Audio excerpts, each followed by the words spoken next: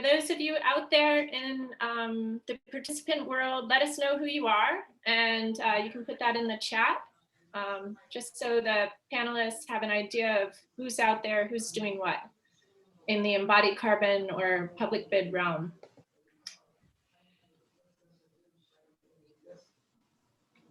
Great, Lisa and Lisa, thanks very much. I'm going to go ahead and kick us off with an introduction so that we can get straight to the panelists. And it's just an introduction to say welcome to everyone.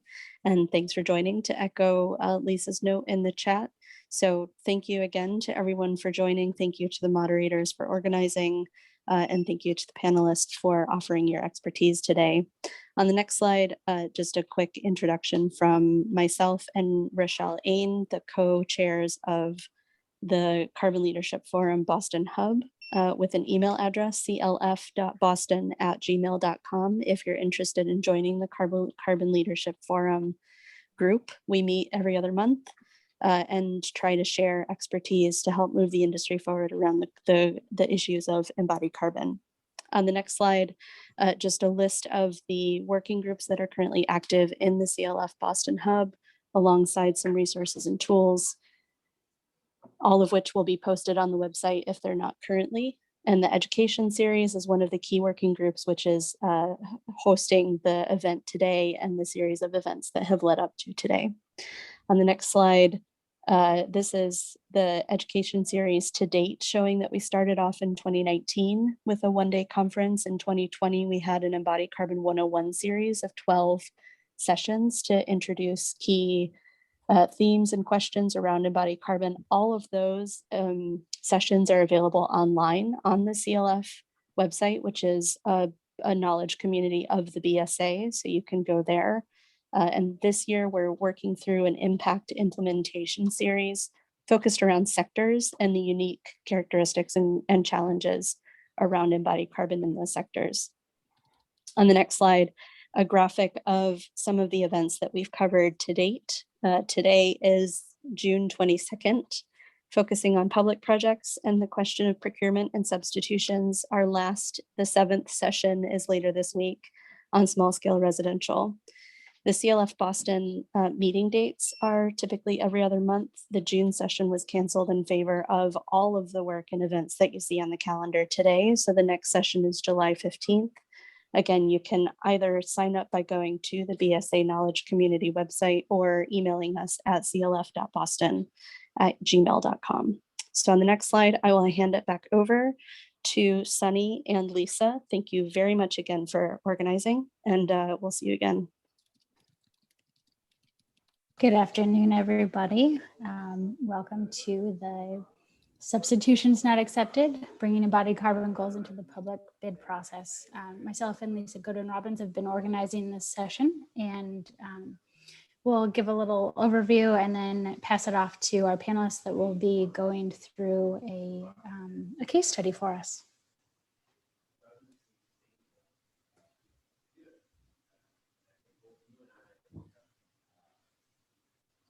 Guess I'll start. I thought, Lisa, you were going to. Hold on just a sec. I can't, I'm trying to advance my slides. Sunny has a short intro about what we're doing here today. And then I'm going to introduce our speakers, and then we'll do the case study. Okay, sounds good. Sunny, you know how PowerPoint works, right? I do. For some reason, it's not moving forward. Apologies, guys, and I appreciate your patience. Well, in the meantime, we could admit all the people in the waiting room. Yeah. Hold on just 1 minute. And if everyone could just take, There we go. Go for it, Lisa. no, I was just going to remind people, just put, who you are and what you're working on in the chat, so our committee or panelists have an idea of who's out there. Thanks. Awesome. All right. Now that my PowerPoint has started working again, I want to remind everybody sort of why we're here, why we're thinking about this. And part of it is that Massachusetts the governor signed the climate bill in May of 2021, which commits Massachusetts to achieving net zero emissions by 2050.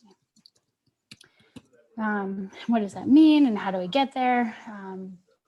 Part of it is looking at the stretch code communities, and the other part is thinking about the new net zero stretch code And these are two ways that we might actually get to net zero emissions.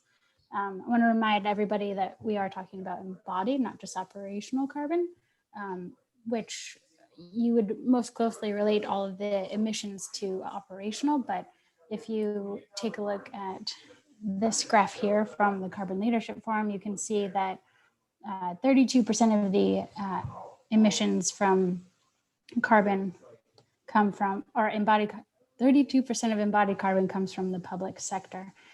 So it's really important to think about the embodied carbon, not just the operational carbon. I'm going to go on to the case study now. Great. Thank you, Sunny. I was Today's, going to do a quick intro, Carolyn. sure. Go I ahead. was going to introduce our three speakers today because they're talking about one project. And so Carolyn Day is from Perkins Eastman. She's our sustainable design lead for the architecture team. Jim Newman is from Linan Solutions, and he's our sort of all things sustainability consultant and helps a lot with the process. And Chris Weeks is from the city of Cambridge side. He's a school architect and the net zero lead. And this is going to be a great case study because there's been some really interesting goals and a lot of discussion about process. And now, Carolyn, how's that? Ready? That sounds good. Thanks, Lisa. Excellent. The project manager in me wants to just keep running, but I have to make sure that I mention that Lisa is also the specifications writer on this project, and she's been doing an amazing job making sure that we have sustainable materials and getting everything in. So Thank you. need to make sure she gets credit for that. So next slide. So this project is for the city of Cambridge. It is it's a renovate, or I shouldn't say it's a renovation. It's a replacement for an existing elementary and upper school. This is the third of 3 projects that Cambridge has done like this. We have a preschool. We have a Tobin Montessori school. It's the only public Montessori in the area. That goes from, actually it starts at age 4 through 5th grade, and then the upper school is 6th, 7th, and 8th grade, all on one site, big campus. It is located right off of Fresh Pond Parkway. You can see Fresh Pond in this map on the left, and on the north, it's bordered by Concord Ave, and to the south, it's bordered by Vassal Lane. So if those of you who are familiar with Cambridge probably have some familiarity with the area and can figure out where this is. The site has a very long history. What's interesting about it, it started, Fresh Pond and the area started as a kettle lake. This is a very depressed area, so it's in a floodplain. And then one of the things that the icebergs did was they left behind big clay deposits. So the majority of the site was actually mined for clay for Boston brick during an early industrial era, which was then followed up by making it a dump site. So people from the region were just dumping whatever they wanted to from the early 20th century to mid-century into the majority of the site. It actually is a little bit bigger than the site parcel. That was covered over and replaced with the school that's there now. And now we're revitalizing and expanding the program for the future. And it sits, I should note, on just over 9 acres, half of which is protected open space. Okay, next slide. So we're thinking a lot about the history of the site when we talk about this project. The history of the clay and how it was used and the materials of the earth, and really being cognizant of that. The natural history of the site with water that was there in the past. Right now, the water table is only 3 feet below grade, and we have to raise the grade of the site above the 2070, 100-year floodplain, and Jim can talk a little bit more about that. Thinking about the industrial past and how it's been used and monitoring that, and also thinking about how we can repair the site, not just reusing it, but really making it better for the future. And so these are the themes that we've used in our design and in our site design. Next slide. Here we go. So taking that as kind of like lofty design goals, we also have big sustainability goals for this project. And I'm going to touch on this a little, and then Chris, I'm going to invite you in to talk a little bit more about why the city of Cambridge has these goals. But, I mentioned the high water table, where we need to consider resilience in a floodplain, We have on-site stormwater management, both of those things together. We need to maximize on-site renewable energy because they have a goal of a net zero emissions building, but how can we make it a net zero energy building? So minimizing energy on site, maximizing renewables, high performance, minimizing embodied carbon, all of these things are coming together. But this actually started with the city of Cambridge. And I think, Chris, maybe you could touch real quick on the net zero emissions and stormwater goals. Sure. Yeah, in Cambridge, we've been pretty proactive about developing policies around sustainability. Specifically in 2015, we started developing our net zero action plan. And the first leg of that is to become a net zero emissions community by 2030. And, we're working on that on the municipal side by all of our new construction for schools and municipal buildings are all electrical appliances. So we're not doing any fossil fuels on any of these new buildings. And we're looking at retrofitting some of our existing buildings to do the same thing. Yeah, great. And I think it's important to highlight that because that means all of the kitchen equipment is also electric. So there are no combustibles on site. They're using biodiesel for the backup generator. That's it. That's it. Oh, and then as far as energy too, like we're striving to become net zero energy as well. That's hard to do. We have a limited amount of space on which to put solar panels. So that kind of limits on how much on-site generation we can do, but we're pursuing to maximize our on-site generation in these buildings as well. Yeah, so right now we're just finishing up DD. Our site EUI, that's the energy use intensity, is 26. We're trying to get that down to 24. I think we'll get that with our new model. And then including the PV that we can manage to squeeze on the roof and on the facade, we can get that down to about 16.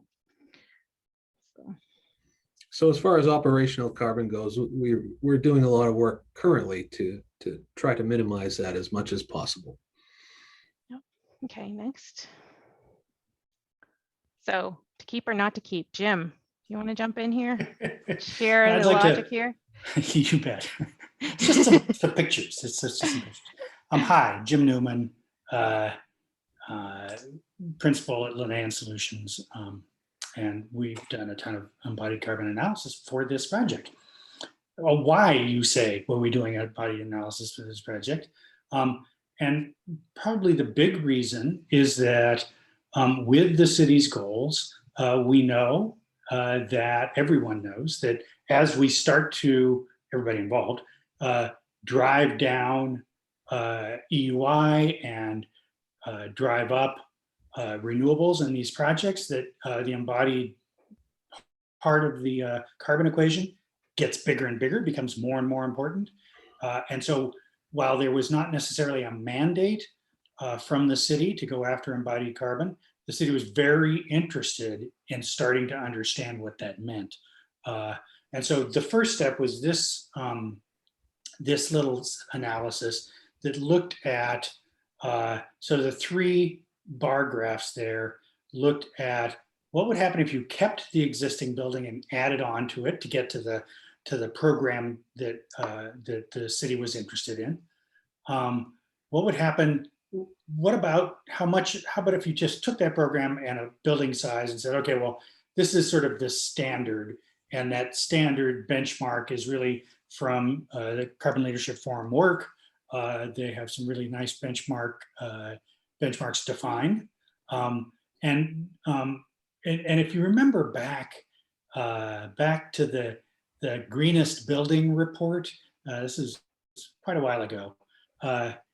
Schools are one of the places where, because of the intensity of use, the difference between maintaining an existing building and building a new building is not as great, because as it would be, say, for an office building or a hotel or something like that, because schools get so intensively used, the usage part, the operational part of the emissions is bigger and carries more weight.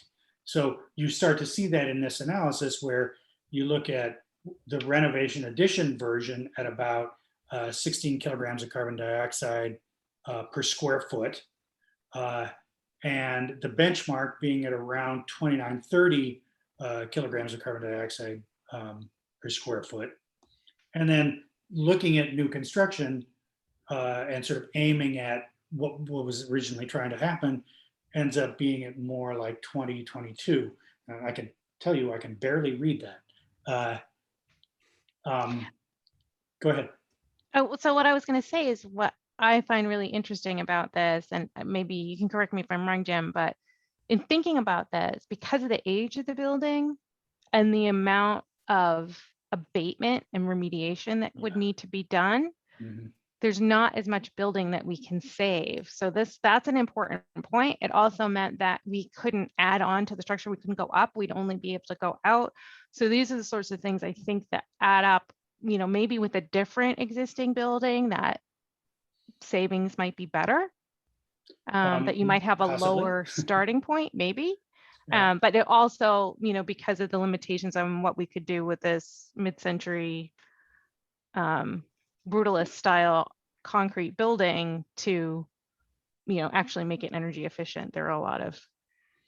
So the analysis to there. look at, okay, what would it mean to keep the building actually includes a lot. It includes all of those things. Right.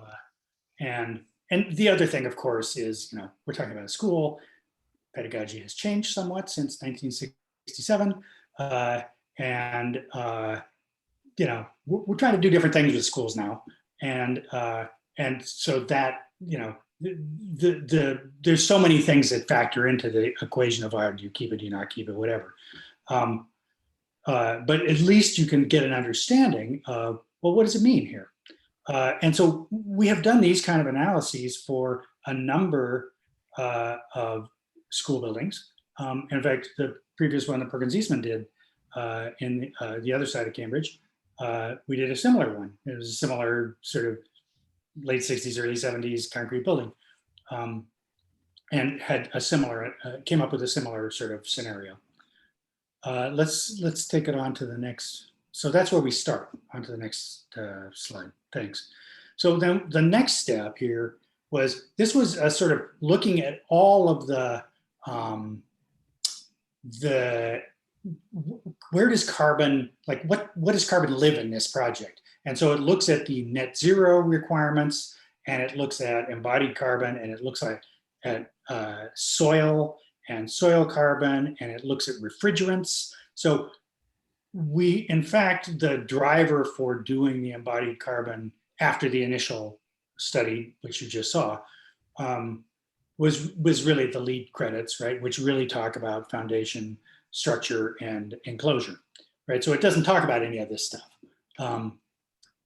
But what we want to do is get a handle on, okay, what does this really mean? And where is carbon living in this project? And what you realize is that we're starting to blur the line between embodied carbon and operational carbon. Where do refrigerants land? I guess it's operational because it happens over time, but you fill them all up at once. And and soil, that's another one. It's like soil is over time. So this is looking at a 60-year lifespan and the total over the 60 years.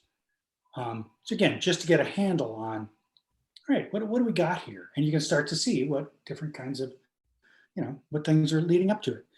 And then you can look at the actual numbers and, the sort of, what does it actually mean? The source energy is actually source energy calculated with the current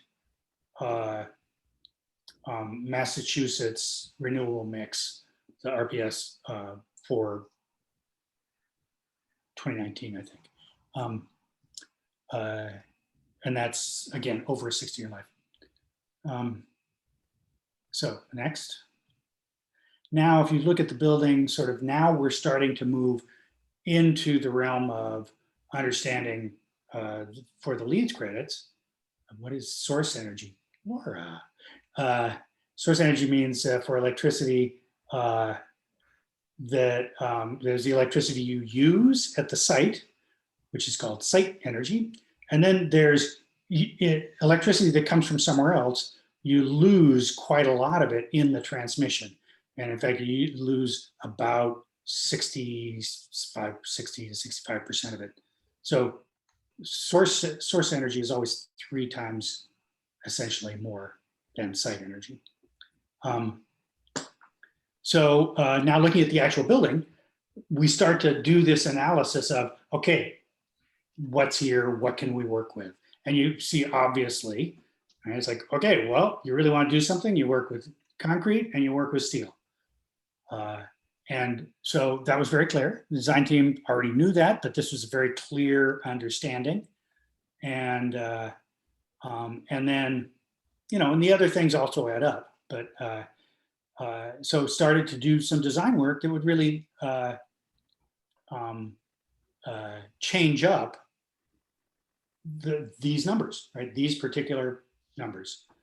So Sandy Mulkern has a question. You can unmute yourself, Sandy, and ask it if you want. I was just with you that I was having a hard time reading some of the smaller print on the slide. So I'm going to go get some of my higher magnifying glasses, maybe even I don't know. I'm going to go get a magnifying glass. I'm sorry to interrupt. Okay, well, I'll give you some numbers. So in the original run of the project, thank you, Sandy, 33% of the embodied carbon was in concrete and 55% was in steel. And then the other big area is insulation, which we're also working on, which is about 4.5%. So the next slide. Yeah, we'll definitely show the slides. So this gives it to you in a little bit bigger numbers. But this is looking at concrete, right? So, okay, what could we do with concrete? And you start to understand. So this is the percentage change is the percentage for the concrete number, right? So if you look at getting 30% of fly ash into all of the concrete, you could reduce that 33% by 23%, which means that you'd get about a overall 7 or 8% reduction of embodied carbon, which is substantial. That is not an insignificant reduction. Similarly, steel, the only real way to reduce the embodied carbon of steel is either to substitute wood for steel or to reduce the amount of steel. And so those are 2 different things. And maybe let's go to the next slide, and then maybe Carolyn, you can talk about those 2 things. Sure. So reductions, we're trying to get as lean as possible. I know a lot of our structural engineer friends like to use large factors of safety, but we need to ask the question, can we push these limits a little bit and still feel safe? Also, you know, understanding, you know, but that there, you know, in a school environment or whatever, you need to have a relatively stiff building because you don't want too much sound transmission, right? We tried to do wood, and this is where I will make my pitch for we need to be improving the wood industry in all of New England, because the pricing just wasn't working for us. The client really, really wanted to do it, but we couldn't make it happen. So even for a portion of the building. So that's where we're starting to look at steel and concrete in particular, and working on performance instead of prescriptive specifications for all of the concrete. And we're getting it, we're having synergy across the disciplines so that it's not just structure, but it's also geotech and civil and landscape, because there's a lot of concrete on this project. And we have been trying to compare alternates and see, you know, what are those choices. And sometimes it's a choice between actually a really bad chemical and carbon. Like, is it, you know, are we using carbon now, or and the alternative is something that's going to cause cancer, maybe that's not the right substitution. So those are the kinds of judgments we've had to make. Yeah, exactly. And there are a couple of very specific things. I actually would love to hear a little bit from Chris about sort of the thinking about it from, Chris is more engaged in operational energy, and it's kind of just beginning to come up to speed in embodied carbon. I'd be interested in kind of in sort of looking at some of this process. We've had these conversations a couple times now. What is it that you see in looking at them? Yeah, so it's interesting, just to backtrack a little. When we first started having these discussions with Jim and Carolyn and Sunny and Lisa, they were like, hey, at Cambridge, you folks must be doing some pretty interesting stuff policy-wise when it comes to embodied carbon. And I said, yeah, not really. We don't have any hard and fast rules right now. We've been talking about embodied carbon, but we really don't have any substantive policies to support it yet in our construction or in our bidding practices. So it's been discussed quite a bit with us, but at the same time, we've been really aggressive on operational carbon things like net zero emissions and net zero energy. And as we've been rolling that out across public projects in the city of Cambridge, we're now coming to grips with not just how does this work on paper, but how do we actually use it in the real world? So we've been expending a lot of energy working with our buildings for net zero emissions and net zero energy. So on the embodied carbon side, I'd have to give credit to Perkins Eastman on this one. They're the ones that really pushed it in the design phase of this. We talked about it briefly early on, I think, in either feasibility study or a schematic design about embodied carbon, and we talked a little bit about concrete. And Perkins already had an embodied carbon consultant in Jim and his team on board. So thankfully, they've been the one driving the bus on this, and we're learning from this as we go. So this is a good test project to help start to develop our literacy in embodied carbon and how it looks and how it influences our decision making. We can get a little more into materials and such I guess later on in this as well. So we can talk about material choices and how that influenced this particular project and how COVID kind of interfered with it as well. Yeah. Yes. COVID definitely, the decisions became longer, because everybody was distracted by so much, or not distracted, but there were very important things that we needed to be discussing. Somebody had asked in the chat whether there's geothermal on this project. There is. We're using a mix of geothermal and so ground source heat pumps and air source heat pumps. And the reason that we're doing that is because for a couple of, one is the limitations on the site, just because of, it being a protected site, and there's some pushback from the state on putting geothermal below Article 97 protected open space. So we're limiting that. And also it would limit how much redevelopment we could do, because Chris can talk a little bit about this. Sometimes if heavy equipment is rolling over that after the fact, it can cause damage and operational issues. So it's really important that you get that in the right spot, in the right sequence. And then the other thing, and why part of the reason we wanted to use air source, is because now this has the direct delivery to the classrooms. We can have that fresh air mixing right there. We're decoupling the heating and cooling from the air conditioning. And this also means that we're adding filtration. So because we have that in all of the classrooms and office spaces and everything else, we're above the recommendations that the Harvard group, totally blanking on their name right now, had for the amount of air changes that you would want in your classroom, just because of the design. And I think that then forced us to ask the question that Jim brought up about, well, what about refrigerant? Because we're putting a lot of refrigerants in by going with those systems.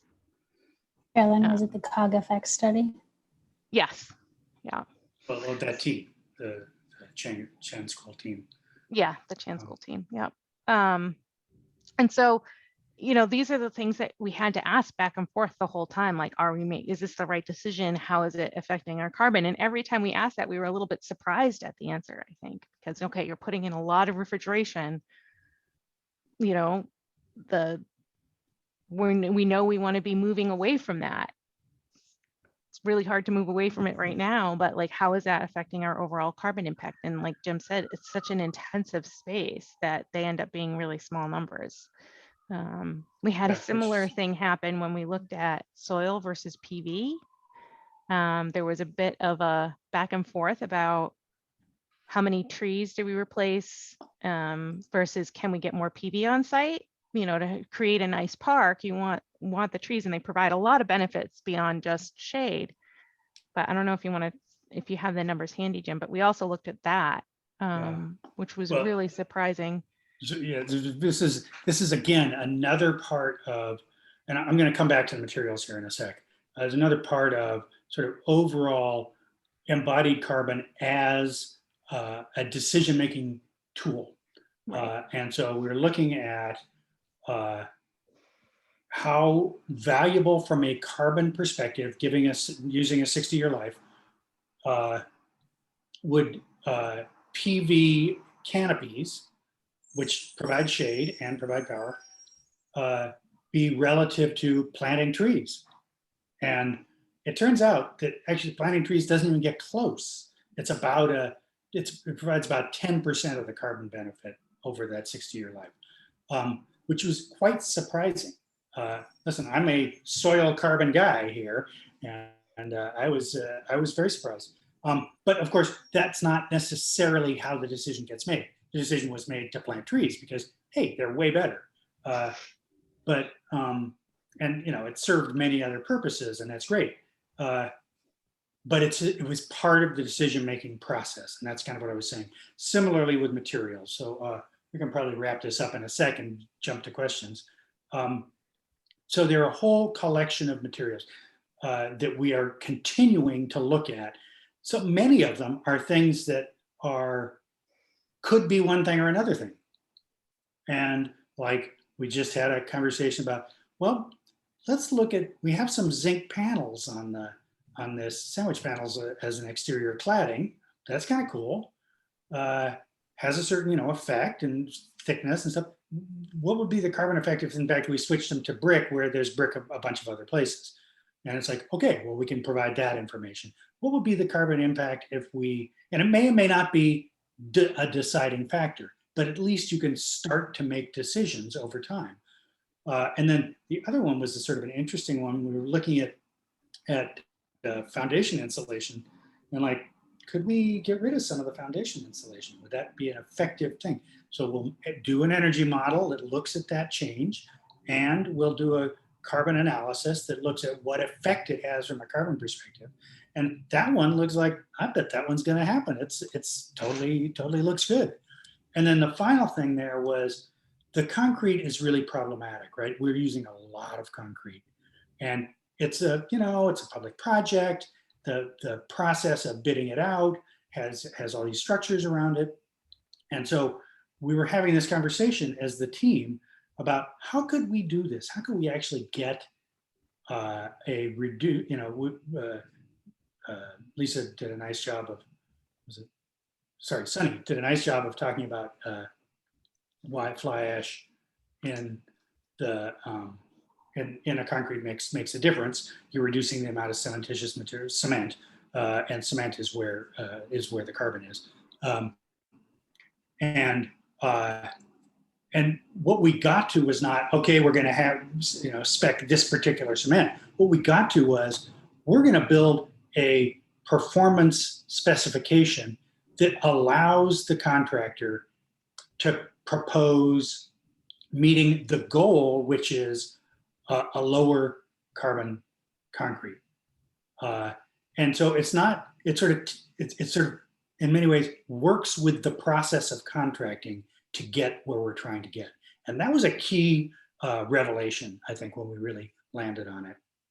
So you guys can see why we picked this project to share. I'm going to stop sharing my screen, and if everyone can turn on their videos and we can just start chatting at each other.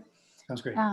We've got some additional questions. I think you guys have already sort of started rolling into the Q&A here, but if anyone has any questions, just do a little raise hand thing. We'll call on you. You can unmute yourself, and then we can keep going from there. Somebody was asking about the Pathfinder landscape carbon. Lisa was talking about the Pathfinder landscape carbon, which we have not used in this setting, although it will definitely start to be, that's going to be one of the tools we start to work with. The landscape stuff is not as developed at this point, and we're starting to do it. We did do a whole carbon analysis of the soil and how much carbon was in the soil now. So we did a whole bunch of soil testing. We asked for it, and somebody very nicely obliged. How much carbon was in, how much organic carbon was in the soil now, and then essentially wrote at the beginning of a spec for the landscape team for soil depth, soil organic matter content, and then how you manage that over time. So in many ways, we're touching as much of the site as we possibly can, looking at carbon. And I'll stop talking. So you did talk a little bit about materials earlier, and I know Lisa being spec writer has often given some good insight about how specs can't fix everything. I don't remember exactly how you say that, but maybe you could let everyone know. But yeah, as we talk more about embodied carbon, people are like, oh, specifications are really, really important. But I can tell you on this project that I've barely done any specs yet, because we're just at the beginning of, we're coming in at 100% DD this week.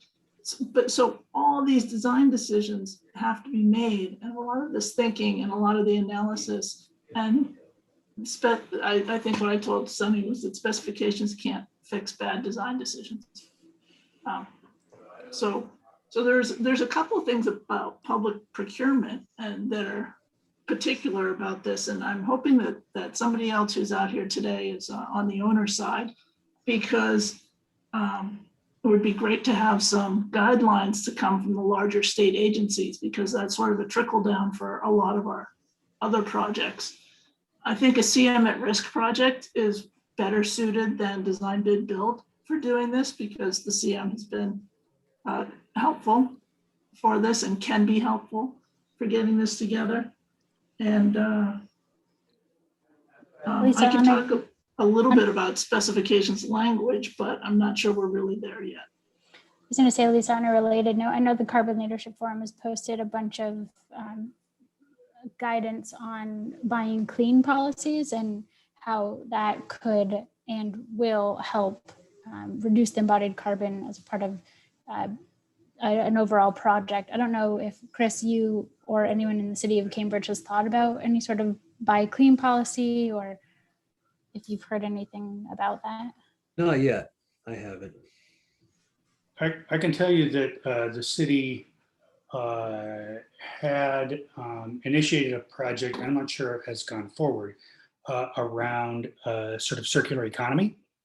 And that was coming at this question from sort of the other direction. That the real leverage point for either a state or a municipality is in something like the Buy Clean regulation. So there's a couple of them out there. There's one in California, Buy Clean California. And there's a couple of cities, Seattle, I think has one, and Portland, I don't remember all of them. What they do is they stipulate that first you have to track embodied carbon in materials that get state or municipal money. And then the second thing is that you then move to a point where now all the materials you buy have to be below the average for that class. Now that ends up being a lot of leverage in a situation like this, where we're talking about a pile of concrete, it would have a huge effect because you wouldn't be able to avoid it. You wouldn't be able to say, well, I can't do that, it's too expensive. It's like, no, you have to do it. Again, I'll stop there for a moment. So Carolyn, I was wondering the timber question, how much is the mass timber question caught up in the increase in price following COVID? And if we had priced this as a mass timber project before COVID, would it have been more competitive? So first I have to say I lost internet there for the entirety of whatever Jim said. So if I repeat it, I'm sorry. So our initial pricing for SD, when we had about a third of the building as mass timber as the base, that was in September. So like all this crazy pricing that's been happening hadn't really hit yet. So I don't think it's COVID related. There were some price issues, but yeah, I think generally it has more to do with the fact that unfamiliarity and not having the resources locally. So, did we want to do a design assist? We hadn't like called anybody in yet. Maybe we should have done that earlier in SD because I know some projects have had luck with that. But a project of this scale, it's kind of hard. Carolyn, I'll note on the project I'm working on, it's a public school project, Bristol Aggie. We did end up getting heavy timber in 2 out of our 6 buildings, but we also ran into issues with getting enough people to bid on the project and getting competitive bids. Right. And as Carolyn mentioned, oftentimes the manufacturers of heavy timber and the erectors are sort of the same entity, and they do like to get on early in a project and help with the design because the cost and the size of the project, it can be more efficient, and they can help with sort of structural efficiencies if they can get on earlier. We did see a slight increase. We didn't have COVID pricing at the time for our heavy timber, but there was a slight increase with the heavy timber versus just our steel buildings and a cost per square foot. So there are a few different issues there. I think it's just one of those things where there's not enough market saturation yet. And because we don't have anything in the Northeast, that's, so the CLF and other communities, we need to start helping, the New England states, figure out whatever legislation they need to. I mean, I know part of the issue has been the import-export tax craziness, and that's why Maine's business hasn't been able to get off the ground yet. Yeah, relative to that thought, Carolyn, I see a couple of questions in the chat. One quick one, what was the actual construction cost for this project? It's currently about $215 million. This is a pretty large school. That's about 350,000 square feet. It also includes a large stormwater storage tank on the site too, and that's going to account for several $1 million of the project as well. And then the follow-up question is, do you have suggestions for other public entities, how they might approach their processes around reducing embodied carbon? And yeah, that's a good question. I think relative to what Carolyn just said, we're interested in some other materials, maybe using more timber versus concrete and steel, or using other products. There's been a lot of development in concrete around products that are still concrete, but they use less embodied carbon. There's a couple places, one called Blue Planet and another one called Carbon Cure. And I think the difficulty in that is what Carolyn said. We don't have a lot of people that are producing those things right now. We can't really get them on the East Coast very much. We don't have a lot of timber suppliers in the area. And part of the public bidding is we have to have 3. Usually, if it's a filed bid product, we have to have 3 products and be able to accept substitutes. So right now, if there's only like 1 product in that space and it's not even very well distributed around the country, it makes it difficult to spec those kinds of products. So I guess I don't have any good answers on how we can approach this, but I guess if enough owners get together and we demand these sorts of products and have more suppliers for them, maybe that's one thing that can help push us in the right direction. Yeah, Chris, I think that's exactly it. Is if we get a few large owners, if we get, for instance, DCAM and the MSCBA and Massport to all be demanding better information about embodied carbon, it will happen. You know, the So change needs interested- to happen. I'm interested in other people's experience. And Sunny, you've had some experience, and I suspect Laura, you probably had some experience as well. But there are also a number of, there are other folks on the call. What's your experience with actually trying to get materials, processes into public projects, and what works? So I'm seeing, I don't know if somebody has an answer, but I'm seeing that Christopher Haynes is asking about recycled materials. And I'm wondering, you know, and not adding embodied carbon, how do we calculate that, Jim, if we're using recycled content? It's relatively straightforward. Okay. It just cuts the, you know, for whatever that product is, sort of, there is usually there's some minimal amount of, you know, transportation costs and things like that. But it's a pretty straightforward thing. And actually, interesting question from Christopher about that someone else asked me this question. Actually, somebody in Lanand. We presented this the project last week to the Lanand team, and one of the things that came up in our team was, so are there any reused, recycled materials in the project? And I was like, wow, that's a great question. Why or why not? You know, it's a really, part of it is scale. So that brings up a great question. Some of you may remember last summer, there was a project with an amazing sculpted wood interior. And we looked seriously about reusing that. It fit our design aesthetic. We could figure out we were early enough in the design because we were just in SD that we could figure out how to use it. We did site visits, we went back and forth, and the bottom line was to take it out and store it until they could put it in was like 3 times the cost of basically building it new. And that's the sort of thing where like everybody got excited about it. The CM got excited about it, the owner got excited about it, we got really excited about it. And it just broke everyone's heart that the cost just to store it and make sure it wasn't going to get all screwed up was going to make it prohibitive to reuse.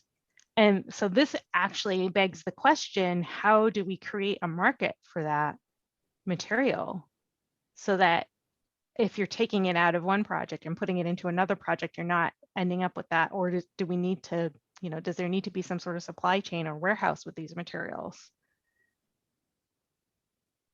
And that's a really, really good example of, I'm seeing Sunny smile because maybe some of us should, I mean, I really almost cried when I got the numbers in.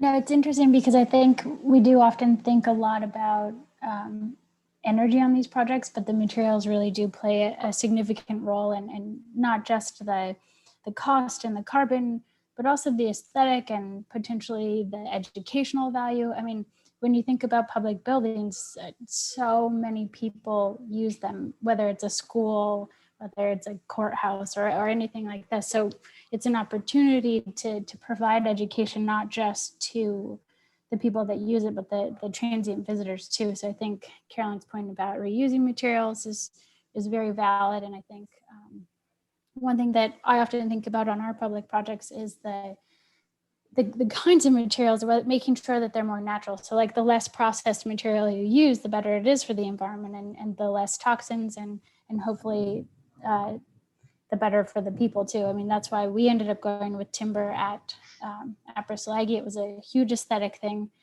The school really thought it was important. They were connected to nature. And so as long as we can continually show that for communities, it's really important. But you're right, cost is a big issue. And I think that's not solved yet.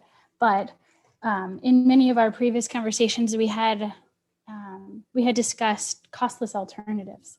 And I'm wondering if the Tobin School could speak a little bit about that. So things that you did to reduce your carbon that didn't cost anything, that you could just do immediately, or things that you think are important for tracking carbon, whether it be specific LEED credits that the MSBA or any public entities require you to look at. I mean, I know that, well, at least with MSBA, you just have to have LEED, I think it's just LEED accredited. I don't think you have to be, or LEED certified. You don't have to be LEED silver anymore. But if there was a really strong emphasis on the LCA credit and making every project do that, so that you could then create a database, or if somebody could talk about how you guys think about that on the Tobin School, that'd be really great. I think doing the analysis and all the different questions we've asked, I have learned so much. So requiring us to do the credit, or like if, you know, for the you know, anybody out there who's putting together a request for proposals, like put it in there, because you can't improve what you don't measure. We learned that through the energy conversation. And so we have to be doing it with carbon. And I have, like, a lot of my assumptions have been challenged, and, you know, yeah, I've learned a ton. So even though we haven't been able to make all the improvements we wanted to, that has really informed the design process. And so overall, like, even the incremental changes we are able to make are better than if we hadn't asked the question. And then, you know, you talk about like no cost stuff. Really easy examples in all the public spaces, we're doing polished concrete instead of terrazzo. You know, it's going to look great. It doesn't cost anything. It's easy to maintain. It's less materials. You know, it's not a huge impact, but it's enough that every time you do one thing like that, it makes an impact when you add them all up together. I'm also reminded that we have a couple of really big trees on site that, because of the site constraints, the building has to go where the trees are. They're interior to the site, and we were looking at how many board feet could we get, and, you know, could we reuse them in some way on the building? And the answer is, where do we cure it and store it? So if anybody's got a portable sawmill, let me know. You might be able to get some trees for a good price. This is sort of thing, like, I've done it on other projects, but they're further up north, so a lot harder to do in Cambridge. But yes, if you know anybody who wants a couple of good trees. Well, Carolyn, there's an arbor department at the Bristol Aggie School. We could see if they could join up and learn from each other. Oh my God, that would be awesome. Let's do it. Travis? Did you have a question? Yeah, hi there. So I don't know if this is like, kind of sounds like an open part of the meeting to throw a plug, but so I'm starting a company called buildwithnature.us with a gentleman from Denmark that we've been working at for over a year, almost 2 years now. And we're representing the Kukan panels and trying to bring them into the United States. They're like a really reputable straw-based building wall panel that sequesters an incredible amount of carbon, you know, in the process. And so they're also, you know, rated really well for fire resistance, the seismic testing. It's been through multiple tests in Europe, but we haven't been able to certify them through, you know, all the standards from the states yet. So it would be a case-by-case basis, you know, as in the jurisdiction of your commissioner. But we have engineers that are able to work with most of the states and help pass these things through. So I wanted to plug that, but also reach out and just ask, you know, if anyone who is in this panel or knows of people who can maybe come alongside us in a volunteer effort to really help, you know, get this thing off the ground. We've been connecting a lot of the dots, you know, between straw suppliers up and down the East Coast, different folks who are involved with manufacturing currently, and also some laboratory, testing people, and just trying to put all the pieces in place to really bring this fully to the market here in the States, and get things rolling the way that they've been seen and done in Europe for 10 years now. Travis, that's a great comment, and it's a great thought. And I think one of the things that we're just getting to with these kind of public scale projects is Hey, I'll talk to you in a minute. I have a meeting. Okay, Camille.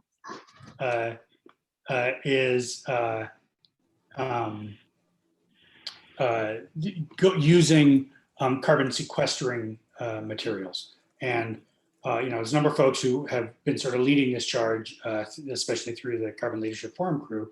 But that issue that we were talking about around scale is, in a 300,000 square foot school building, even just a piece where we used highly sequestering materials would be valuable in that process. And that in many ways was what Carolyn was talking about in using the hybrid timber steel frame in the project. And it was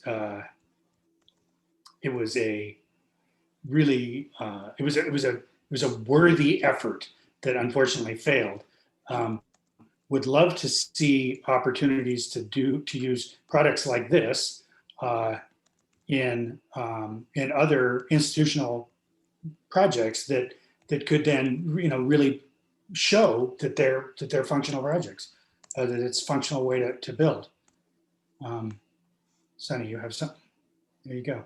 Thank you, Jim, and everyone. This is Rochelle. I'm tag teaming with Julie for this session, and we're at the end of the hour, so I think Sunny is sharing her screen, and we'll speak to a couple of wrap-up points together. Can everyone see my screen? Sorry. Yes. Okay, good. Go for it, Rochelle. Oh, you want me to sorry. First off, context matters. So I know with a lot of the school projects that we work on, we have to do an analysis for new construction, existing building, whether or not you're going to renovate. So making sure that you understand the impact of what you're choosing, not just in terms of space planning and cost, but also carbon, because it's important. And with that, analysis will help with this.